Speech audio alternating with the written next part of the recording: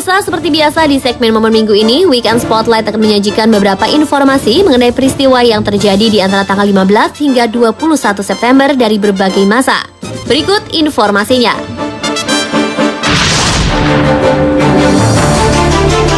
Peristiwa penting yang pertama adalah peristiwa pengunduran diri yang dilakukan oleh Perdana Menteri Israel Menachem Begin. Dilahirkan di Brest-Litovsk, Belarusia pada tanggal 16 Agustus 1913, Menachem Wolfowitz Begin adalah pendiri Partai Likud yang berkuasa di Israel. Pada tahun 1977, setelah menduduki berbagai posisi dalam pemerintahan Israel, Begin terpilih menjadi Perdana Menteri ke-6. Begin dianggap sebagai salah satu orang yang berjasa dalam menciptakan perdamaian di Timur Tengah, sehingga bersama Anwar Sadat memperoleh Nobel Perdamaian pada tahun 1978. Namun pada 15 September 1983, Begin terpaksa mundur dari jabatannya sebagai Perdana Menteri karena dikecam dunia internasional akibat memerintahkan pembunuhan massal terhadap pengungsi Palestina di kamp Shabra Shatila di Lebanon.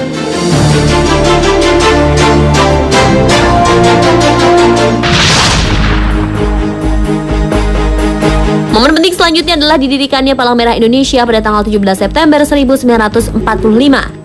Palang Merah Indonesia atau yang disingkat PMI adalah sebuah organisasi perhimpunan nasional di Indonesia yang bergerak dalam bidang sosial kemanusiaan. PMI selalu berpegang teguh pada 7 prinsip dasar gerakan internasional Palang Merah dan Bulan Sabit Merah, yaitu kemanusiaan, kesamaan, kesukarelaan, kemandirian, kesatuan, kenetralan, dan kesemestaan. Berdirinya Palang Merah di Indonesia sendiri sebenarnya sudah dimulai sebelum Perang Dunia Kedua pada tanggal 21 Oktober 1873. Pemerintah kolonial Belanda mendirikan Palang Merah di Indonesia dengan nama Nederlandse Rode Kruis Afdeling Indi atau NERKAI yang kemudian dibubarkan pada saat pendudukan Jepang.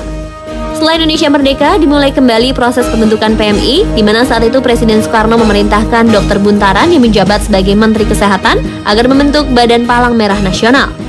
Dengan dibantu oleh 5 orang panitia yang terdiri dari Dr. R. Muhtar sebagai ketua, Dr. Bader Johan sebagai penulis, dan 3 anggota panitia yaitu Dr. Juhana Wiradikarta, Dr. Marzuki, dan Dr. Sitanala. Akhirnya tepat sebulan setelah kemerdekaan Indonesia yaitu tanggal 17 September 1945 terbentuklah Palang Merah Indonesia.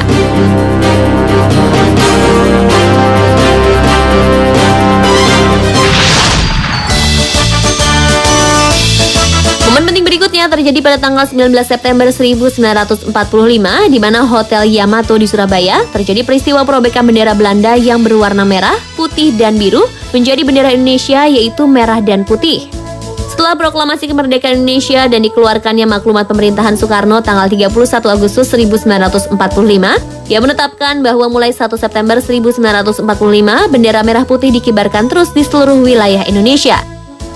Namun sekelompok orang Belanda pada sore hari tanggal 18 September 1945 mengibarkan bendera Belanda tanpa seizin pemerintah Indonesia daerah Surabaya di tiang Hotel Yamato. Keesokan harinya para pemuda di Surabaya melihatnya dan marah karena mereka menganggap Belanda telah menghina kedaulatan Indonesia. Kabar tersebut tersebar cepat di seluruh kota Surabaya dan dalam waktu yang singkat jalan Tunjungan dibanjiri oleh massa yang marah. Setelah perundingan yang dilakukan wakil pemerintah Indonesia di Surabaya dengan kelompok orang Belanda di Hotel Yamato gagal mencapai kesepakatan untuk menurunkan bendera Belanda, para pemuda di Surabaya pun menyerbu Hotel Yamato hingga berhasil menurunkan bendera Belanda, merobek dan membuang bagian birunya, serta kembali mengereknya ke puncak tiang dengan warna bendera tanah air tercinta yaitu merah putih. Peristiwa ini pun disambut massa di bawah hotel dengan teriakan merdeka berulang kali.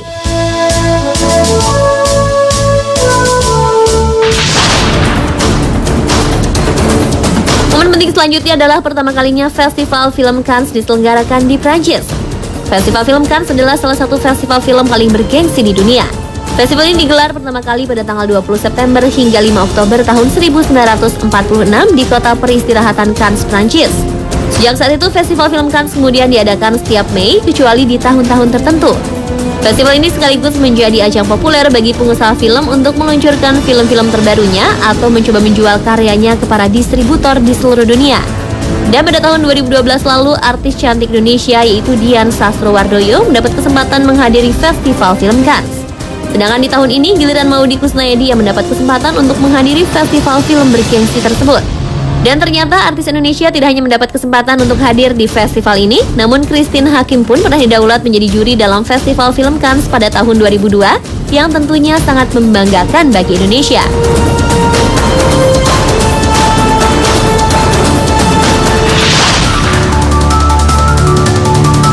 Dan momen penting yang terakhir adalah peristiwa gempa terbesar yang pernah terjadi di Taiwan. Pada tanggal 21 September 1999 lalu, wilayah Chisinau, Taiwan diguncang gempa hebat berkekuatan 7,6 skala Richter. Presiden Lee Teng-hui menjulukinya gempa terburuk di pulau ini dalam seabad. Saat itu gempa tersebut menyebabkan tewasnya 2.400 jiwa dan kerugian material terbesar sepanjang sejarah Taiwan. Dan untuk mengenang tragedi gempa dahsyat di tahun 1999 ini, sekolah Kuang Fu di Wufeng yang tidak hancur dijadikan museum gempa bumi di Taiwan yang bernama The 921 Earthquake Museum of Taiwan. Di museum ini pengunjung bisa melihat reruntuhan bangunan akibat gempa tahun 1999.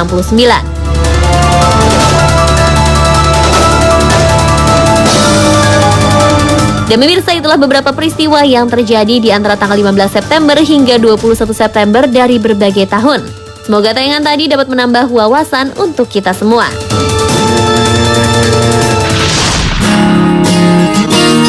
Jangan mana-mana pemirsa, karena sesaat lagi ada aksi-aksi lucu yang akan menghibur Anda setelah jeda pariwara berikut ini.